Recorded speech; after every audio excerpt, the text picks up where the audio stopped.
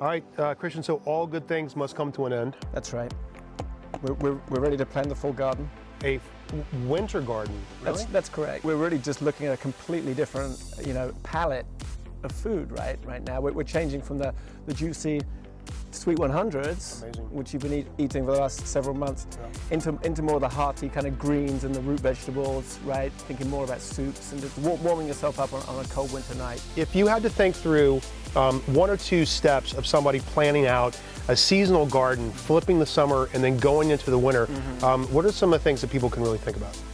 I always like to think of the winter as like going inwards, right? So it's like going down into the earth, so all the root vegetables, so your beets, carrots, radishes, turnips, that type of thing, hearty stuff, right, that you can use in soups.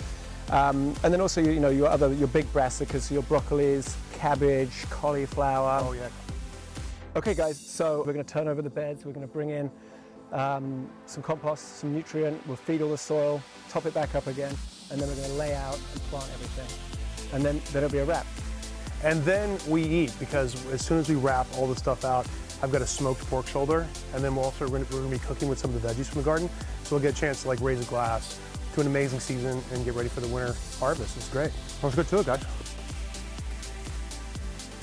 So you've got a nice little schematic laid out with our tiered garden here, right? So we have a 3-tiered garden. Tell me how this thing is laid out. Yeah, so typically the way that the sun moves here is that it's going to hit, again, that right-hand side more. So we're going to go for more of the bigger-headed things on that side that need a bit more of that energy. We've got our peas going over there, we've got our cabbages going over there, turnips are happening over there as well. We're going to sow some turnips in there. And also the garlic. So we're going to do several different varieties of garlic this year. I like that. That's a several-month project trying to grow garlic, whereas our turnips we can turn over in 45 days. I love that. Lots of leafy greens down the bottom bed, so we're thinking rainbow chard, kales down at the bottom, collard greens, some of your favorites. Yep.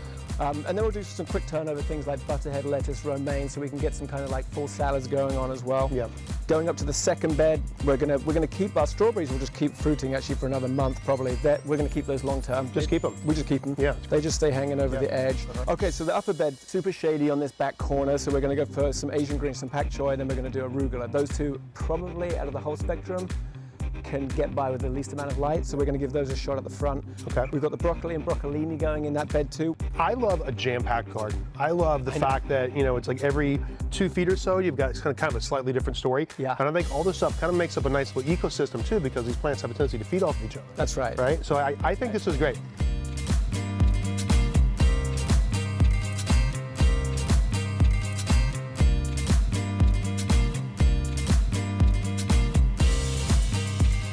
Pork shoulder, smoked Parmesan pumpkin puree. This is a crowd pleaser. Look how just succulent and soft this is. This is going to be awesome.